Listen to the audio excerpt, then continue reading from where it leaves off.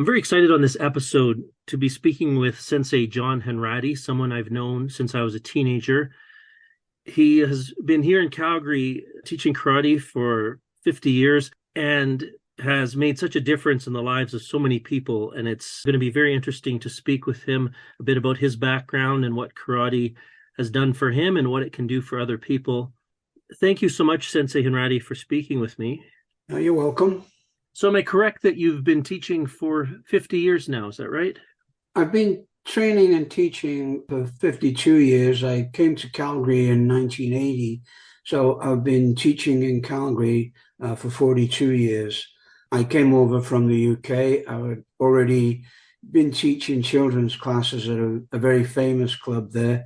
And when I got to Calgary, I looked around for a club, but I found that without sounding my own horn too much, I was probably the best qualified in this province, actually, maybe in Western Canada. So there wasn't anybody here that could, help me improve. And just so everyone knows, so I first joined your club when I was a teenager. I was in grade 10 or 11.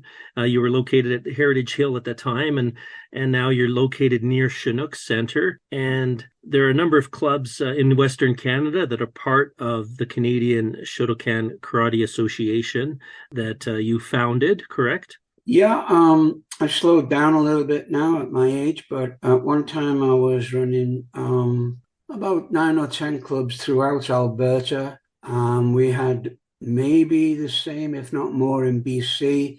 We didn't have any in Saskatchewan. We've always managed to have a couple in Manitoba, and we still do. And one time we did have some over in Ontario as well, and in the Atlantic provinces. Shrunk down now. I don't go out teaching as much as I used to, but we've been affiliated with, and we're still affiliated actually with clubs all over the world. Right. And I wanted to ask you about that because, of course, you've taught thousands of people and you've taught seminars all over the world. What is it like to travel and what do you get out of it personally to visit clubs around the world, and what do you enjoy about that? Well, first of all, you enjoy meeting new people, and it's very satisfying when you come across a club that's of a decent standard, and you can really move into some advanced techniques and philosophy. On the other hand, if you find a club that's maybe not quite up to the standard that you recognize or you're used to, it's just as satisfying to bring them along and show them, which way they're going. Unfortunately, there's a lot of people and there's a lot of clubs, as you probably know, that are just purely commercial. And that seems to take away from the true spirit of what we're trying to teach. It's very much a self-sacrificing thing, but it's self-satisfying too. I don't believe anybody in this world ever does anything that isn't of a selfish aspect in some kind. I mean, if you give money to the poor, you give it because it makes you feel good. It's like that with karate. You do what makes you feel good. And at my stage, I'm giving back because it makes me feel good to give back and bring people along and kind of ensure that they're on the right path. Can you talk more about what you think distinguishes a good club? Like you said, some are just in it purely for commercial reasons, it seems, to make the money. So what separates the kind of club that you try to have versus what you've seen, unfortunately, that's out there sometimes? Well, if you know our organization, we're pretty much run as a non-profit. Not that we wouldn't like to make a profit, but we just don't have enough students. And there's a reason for that. It's not easy. If you're going to teach right and you're going to teach the way it should be done, it will never be easy. You're going to be not so much criticizing as correcting, but a lot of people don't take that these days. So I'm probably a dying breed in the fact that I insist on details being correct. And if they're not correct, I will try to correct you. If you take it as criticism, then you're looking at it from the wrong aspect. It's mostly correction. Now, a lot of clubs around, they have a big fear of correcting or criticizing a student that's lazy or slow or whatever, because then, of course, they will lose their monthly fee. It doesn't happen with us with the way we've set the club up. It's more or less self-sustaining. We're always on the edge, but it's kind of satisfying that we've been going for so long, being on the edge. Financially, there's a lot of sacrifice involved. I held a full-time job as well for a long time and taught every night and often 6 days a week. It takes a lot of time. It takes a lot of dedication. And what do I get out of it? I get the satisfaction of knowing that what I'm doing is to the best of my ability, the right way to do it. And I look on karate as a lifetime experience. It's the philosophy that I have is it is a lifetime thing that you do. You do one thing that you love in your life. If it makes you money, you're very, very lucky. If it doesn't make you money, still do that thing because you love it. And that's what you should do. That difficult training, the kind of training that gets the right, good results and the personal and physical rewards, I assume that that's the kind of training you were first exposed to when you first started in karate? Yeah, it's a challenge. It was always a challenge. And the way that we were taught originally is a lot different. It was even stricter and a lot harsher. I think we had 2 women in our club, and they'd been in there, but they didn't tend to stick. In fact, there was lots of times when there was no women and there was no kids under 14 until they started special children's class. And actually, I used to teach the children's class at the Karate Union of Great Britain Triangle Club. And some of those turned out to be champions, and so I was quite pleased with that. The way we teach is we don't deliberately go out of our way to make it hard. What you do is you have to try and control your body. Your mind is a very, very fine tool if it's used right. Anybody who has any intellect or intelligence or academic background will know that you have to be disciplined if you're going to study. But this is studying your own body and making it work the way you want it to work. And that's hard to a lot of people because your body's lazy. It doesn't want to do it. Your muscles will ache. Your joints will hurt, And that's just the way it is. You need to control your own body. Looking back, like when you were back in Liverpool and fairly new to karate, what was it about you personally, do you think, that made you stick with it, even though it was so strict and demanding? Probably coming from a very rough, tough background. My childhood was a little different than most people's, and I often get asked to tell stories. But I was born right after World War II, 1 week after World War II, to be exact. And we still had a lot of backlash from World War II. There was bomb sites everywhere. There was food rationing in progress. So it was hard to get proper food, proper nourishment. It was tough to find anywhere to play apart from a bomb site. And we didn't have the luxury of being offended at anything. Life was offensive. So you had to deal with it. And it was extremely offensive and hard. So dealing with that, everything you do becomes a challenge. And sometimes you accept the challenge and you just get used to it. But defeating the challenge becomes an enjoyable thing. You almost become addicted to the adrenaline or the fact that you can do it when people tell you can't. It's like anything else in life. If you set out to have goals and you achieve the goals, the sense of achievement that you get promotes a really good feeling inside. And then if you're any good at it, you set more goals and more goals. And after 50 odd years, well, maybe I'm making a bit of progress. I don't know, but I'm not stopping. Right. But when you're painting that picture of what it was like back then, such a difficult environment, millions of people were going through that. And yet not everyone chose to participate in something like this that is so demanding and requires such commitment. So there must be something about you that made this appeal to you. There could be. Reluctant to think I'm any different from anybody else. We're herd animals by nature. But life is all about choices. You are the choices that you make. There's so many forks in the road. When you get to my age and you look back on them, there were so many ways you could have gone a different way. This was something that challenged me. I enjoyed it. I got a rush from achieving it. There wasn't too many gyms around that people could go to like there is now in community centers and, physical fitness things. You were a tough kid. You played in bomb sites, you threw bricks, playgrounds were steel and wood and broken glass. So life was a challenge, but this was a challenge of your own making. Once you accept that challenge and you start into it, you don't want to really back down. You'll feel a failure if you do. And I think it's your mindset. You can be basically bloody minded if you want, but it's just like any martial artist, any boxer. Like I used to box as a kid, and I enjoyed it. It was a physical challenge, and the physical challenge, you don't have to be too intelligent to overcome it, but as you go on, you start to look in depth at the technique. If you're really interested, you'll go into the history and the philosophy. And I found that karate gave me everything with looking at that, and it still does. I still take the philosophy to heart.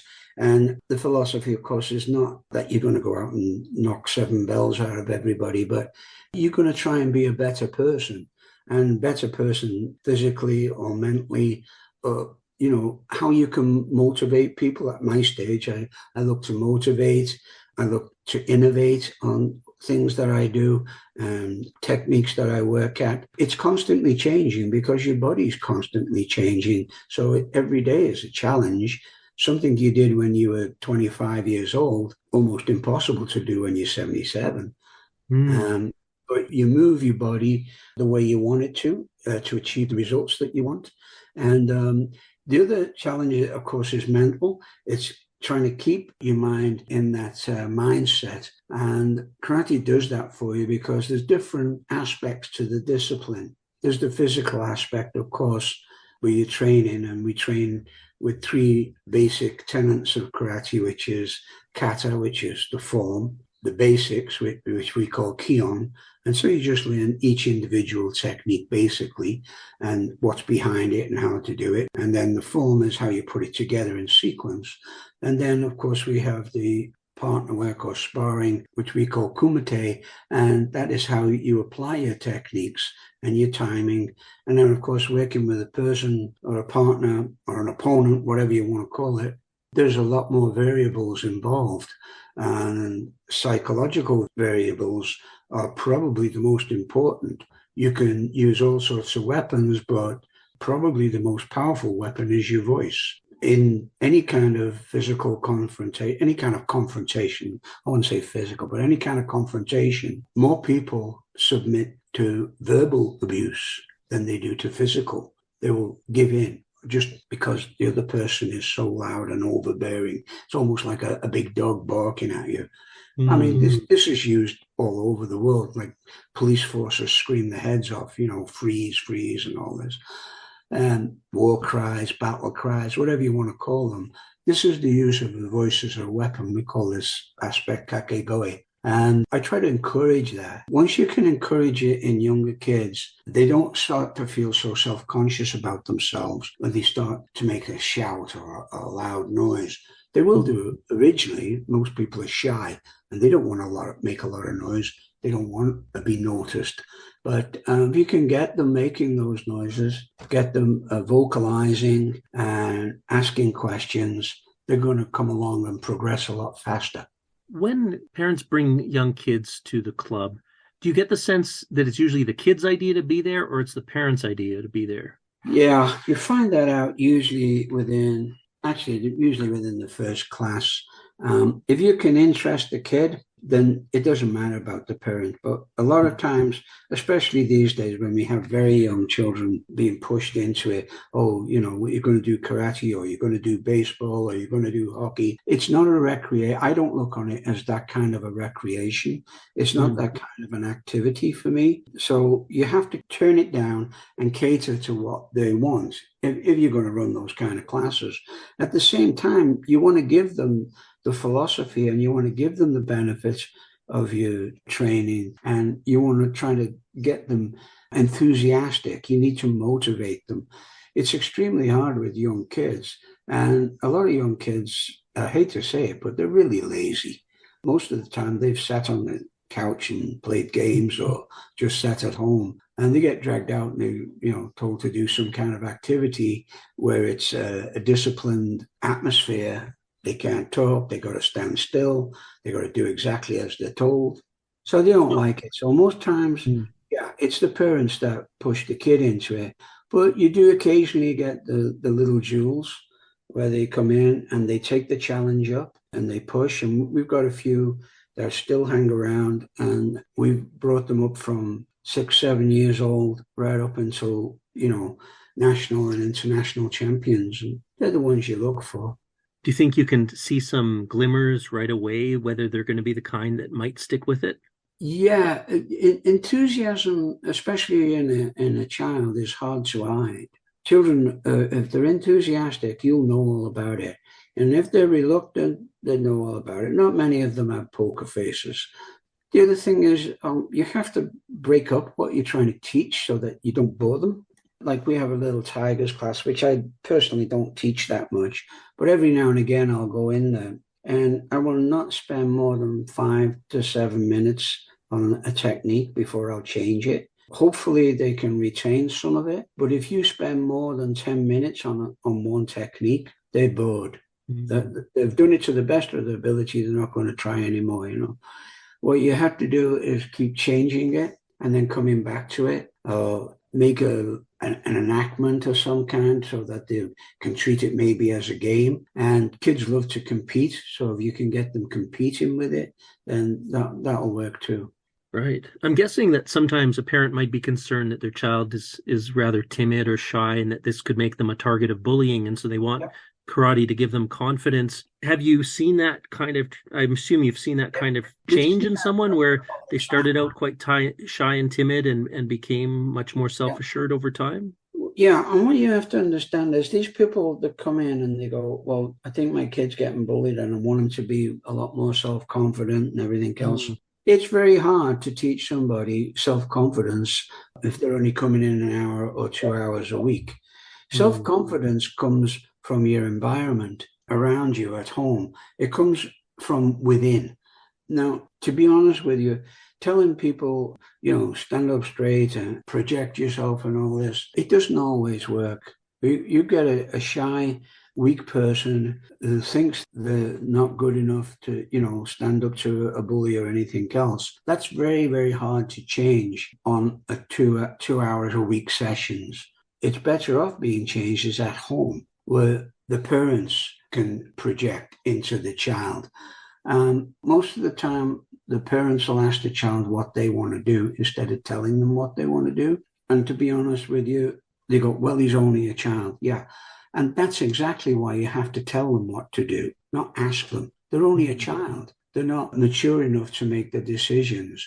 And once they see that you are telling them what to do, they get used to telling people what to do as well.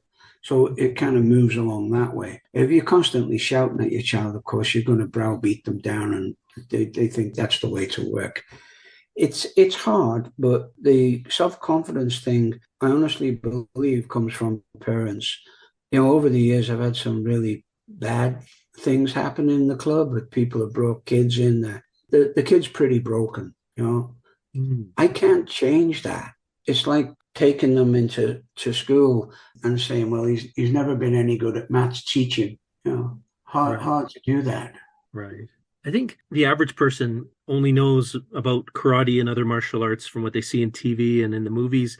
Can you tell me a little bit about how karate is different from other martial arts and how Shotokan is different from other styles of karate, just in a very general, brief sense? Well, to be honest with you, it's not. There's really no style. The style thing is a Western concept. Shotokan was just the name that was given to Funakoshi sensei. It was more like a nickname. Shoto means pine brush, which is what he signed his calligraphy off on his poems. He signed Shoto, pine brush. It's almost like a pen name. Kan, it just means training hall. So Shotokan means the hall where Shoto trains.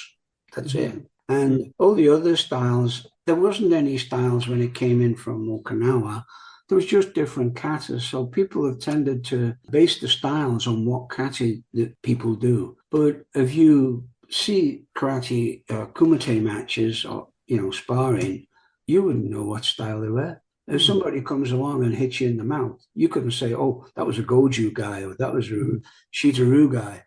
No, it's karate is karate, and it's a very complete art. You know, Aikido says, "Oh, we do all throws," and Taekwondo goes, "We do all kicks." We do all. We just do all. That's it. But you know, from your training time, have you seen my classes? We can do a class on throws. We can do a class on kicks. We can do a class on joint manipulation. It's just a complete.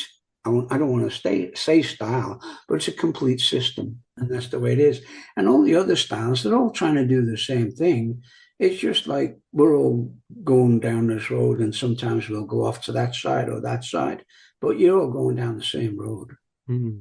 I'm curious, how do people react? People outside the karate world, how do they react when they learn that you're, not that you would walk around saying I'm an eighth degree black belt, but when they learn that you're a karate, that you've been doing karate your whole life, that you're a master at karate, how do people respond to you, or do they not dare give you much of a response? Yeah. Kind of as silly as you think. And you're right. I don't think I golf, and the guys I golf with, we had a regular foursome at the club. They only found out. Actually, it was one of the wives found out because she Googled me. She was looking for our address. We'd invited them over for dinner, and she Googled, and she said that, there's a ton of stuff about you on Google. And I go, no, I didn't know. She says, well, yeah, you got all this, and you've done this, and you've done that. I go, yeah, well, I can't do that anymore. I'm getting a bit old. And they go, yeah, right. But I don't think it changes people's concept. If you go around telling everybody, yeah, I'm this, that, and the other, they'll look at you and they'll either disbelieve you or they go, no, you're a little old guy. I don't think so. But most of the time, it doesn't come up. It's just something I do, and that's what it is. And if it does come up, then I try to wave it off or whatever. I'm more proud of the fact that I'm still going at 77 and I'm still hitting the gym and I'm still training a few times a week. So I'm happy with that. Right, of course, that's very, very impressive. But don't you think that when they do learn, there must be a part of them that goes, that makes sense, because like it does affect you in the sense that you can't really hide it. Like you have a certain bearing that like a certain self-assurance that probably comes across, and then when they learn, they probably think, oh yeah, that makes sense that you would have that background. Yeah, it's right. I mean, I was interviewed for a magazine years ago. During the interview, because I think I just won a tournament down in California, and he said, "You're a 250-pound mouth and a 150-pound body," but I think that's what karate will give you. It will give you the self-confidence. I wouldn't say mastery over your body, but it will certainly give you a lot of confidence in yourself, knowing that, you have these techniques in your bag. Nobody's going to tell you what to do. It's not that they're going to tell you what to do, but you're going to look at people's opinions from what you know and what you've experienced. And besides karate, I've had a very, very full life. I traveled all around the world before I was 18.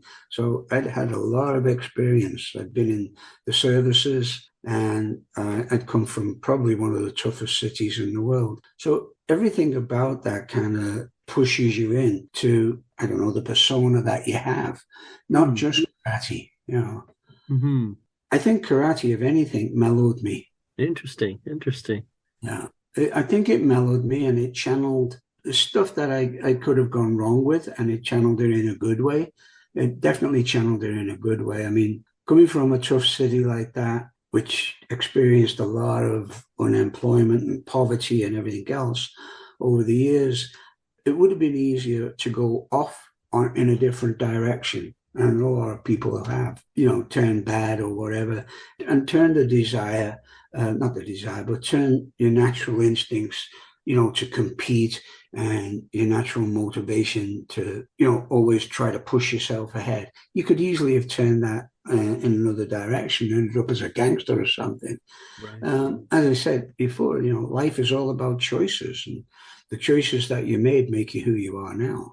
You tell me a little bit more about the kinds of principles you try to instill in your students, and the kinds of principles you try to live by? If you're in the class, you know that we always do dojo kun at the end of the class, and they're just basically rules that we go by. I try to instill in them a respect for other people. which is quite obvious if you're sparring with a partner. I'm always make sure that you're respectful of other people. Never underestimate anybody else, and always respect everybody else, because everybody's trying to go through life together. We're all trying to get there, right? Life is very short. It's how you feel it is up to you. I'm not a big one for money. I've never pursued money ever in my life. I don't think I've ever spent a pound wisely, but I've enjoyed what I have and worked hard for it. With the students, what we do when they come into classes, I like to feel that I take all of their daily worries off them. And just for that hour and a half that I have them, I fill the mind with other stuff. So it's kind of like taking their mind to the dry cleaners.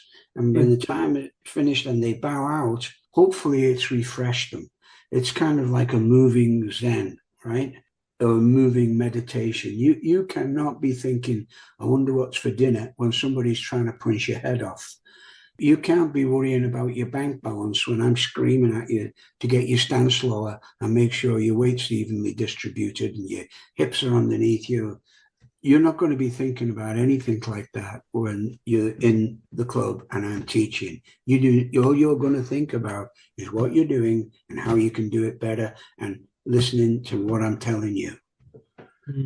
I know a quote that was in a newsletter recently attributed to you, that you said that you're not here to show the students what you can do, but what they can do, and that you know that they can be great.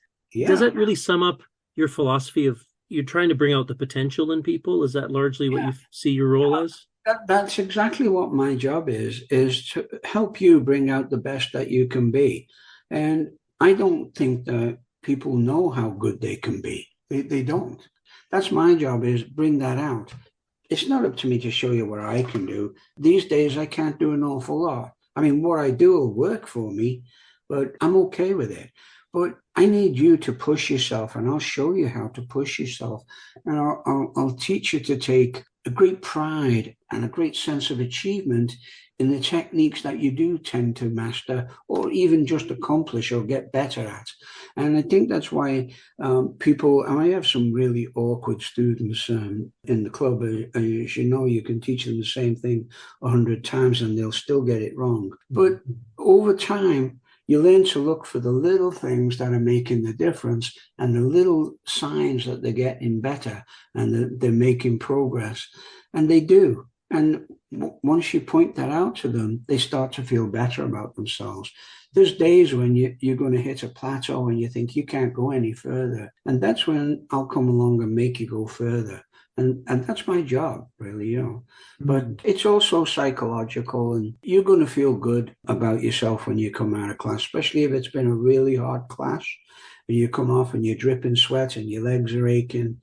But you come off and you think, well, there's not many other people that can do that. That's what I've always said to myself. When I had a really, really hard session at one of the Japanese dojos or in the UK, and you practically crawl off the floor, and then you look at the other guys and they're all slumped over and haven't got the strength to get in the shower, and you go, well, not many people could do that, could they? So it's a good feeling.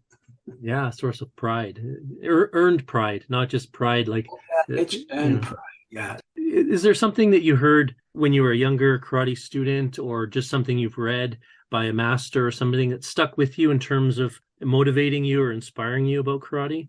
Probably the best motivational teacher I ever had was Sensei Hanratty in England. He was just on fire with karate. And the best technical teacher I ever trained under was Sensei Nishiyama. Unfortunately, both passed now.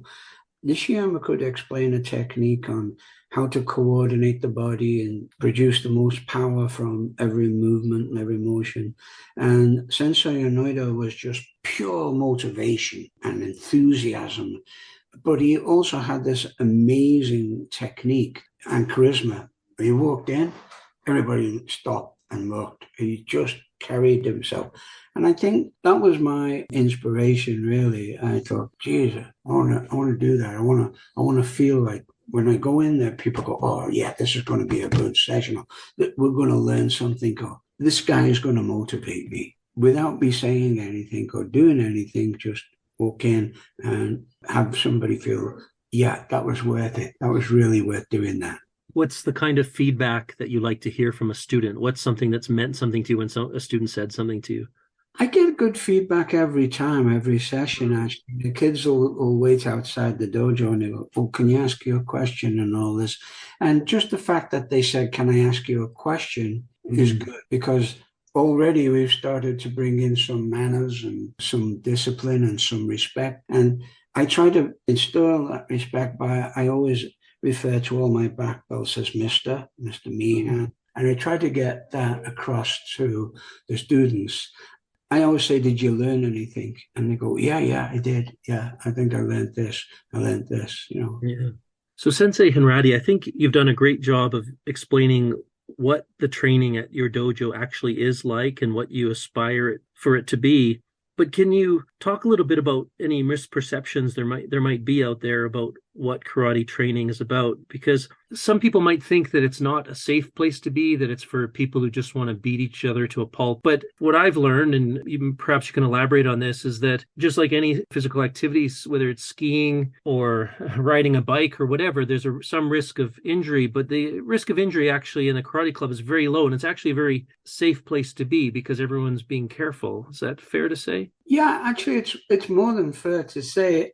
We were extremely careful. It's what we call controlled violence at times. It's not all the time, as you know, because we do practice the different parts of the disciplines where there's nobody in front of you, just your own limitations or your body and your mind. And that's, I'd say, 80% of the training as a whole, because you have to learn the techniques, you have to apply the techniques in sequence, and also when you do apply them with an opponent or a partner, what you're trying to do is, or what hopefully I want you to do, is to bring out the best in your partner. Now, bringing out the best in your partner also requires that you do your best. So this makes you both try. If one person doesn't try, then the other person doesn't have to try. So what we try to do is push our partners to get the best out of them. This brings out the best in you. At the same time, we're in a very safe environment. I think someone can only learn it through experience by going to a karate club such as yours, is the sense of camaraderie there is, where as long as you show up, it doesn't matter what your current fitness level is, it doesn't matter what natural physical ability you have or don't have. As long as you show up and make an effort, then you're going to be supported and encouraged, and you're going to be assisted in getting better. And that's all you got to do. You know what I mean? Like there's just this instant acceptance. As long as you make an effort and you're respectful of the other people and aren't putting anyone at risk, then you're accepted. Do you know what I mean? There's just that instant camaraderie that you feel when you work hard with a group of other people. That's true. And I find most of the people in the club tend to be professionals, engineers, doctors, dentists, lawyers, and you don't get any bullies. Bullies coming into a karate club, people who just want to learn how to fight, they don't last very long at all. The discipline will sort them out. If not the discipline, then we have people there who've been through it all and know what to look for. And it just doesn't happen. I've thrown people out of the club after 5 or 10 minutes, and that's it. I got no problems with that.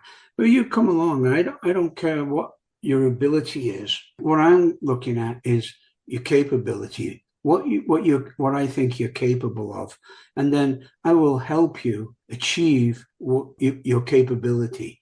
Now, it may take a long time, it may take a short time. I've had white belts come in and they've performed great techniques in half an hour, and that's good. But that's just one particular, maybe one technique, and they do it fantastic. Great. Now I got, a few thousand others that I got to work with you with. And so just one technique isn't going to do it. Mm-hmm. I really admire anyone who would try anything new, especially something that's a challenge like karate, but especially going into a dojo for the first time, if you've never been in that kind of environment, you can imagine how intimidating it is. I remember as a teenager, first walking into the club, my mother had brought me there because she thought I would enjoy it, and I'd had a little taste of it actually at a judo club previously. So, but it was scary because there's all these strangers, mostly older than me. Some of them wearing black belts, and it was really intimidating. So I admire anyone's courage to try anything new, but particularly to walk into a dojo and to give it a try, because you don't know until you try it whether you'll like it, right? Well, that's true. And you'll notice whenever we get a new person in, or we get a new group in, I'll say, this is so and so. So introduce yourselves later and everything else. And if you're going to be in a dojo, you might be looked at a little bit for the first half hour or so. But most people there, especially if they're senior, they've all been in that position.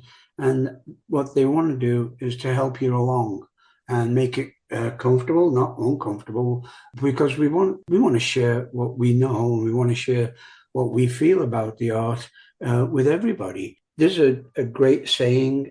I'm not sure which old master said it. They probably all claim credit, but there's a man does not make the art, art makes the man, and this is really true about karate. It's something you have to keep going. It's just like we always say, you can't take boiling water off the stove. It'll just go cold. You got to keep it going. And so that's why we want you to keep training all the time and keep going. It's going to be more satisfying. The hardest part about karate is getting out your front door. After that, it's just really enjoyable. Hmm. Well, Sensei Hanratty, this has been such a fascinating discussion. Before we go, one last question, if I could. What do you hope that your legacy will be when people look back at what you contributed to these thousands of students that you've been teaching for 52 years now? I really don't know, to be honest with you. I had a lot of friends, like at my age, people pass away, right, here and there. And you try to remember them, and you try to remember the little bits about them that they gave to each other. Everybody has a different meaning, or they have a different point of view on what you're trying to put across. I just hope that they'll say, well, he was a pretty good guy. That's it. I'm not really worried about them saying, oh, well, he was fantastic at karate and all the rest of it.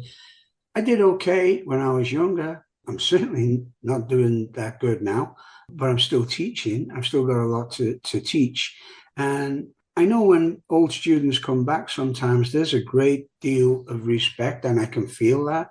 We had a guy come in a few weeks ago, brought his daughter in. He was on the national team years ago, and he was just over the moon to come back and smell the dojo and see the people in the gis and all that. To be honest with you, I have different philosophy on life and death and everything else. And I have no idea what people will remember me by, but I hope they remember me fondly. That's it. I'm sure they will. Well, thank you again for your generous sharing of your thoughts and of your time.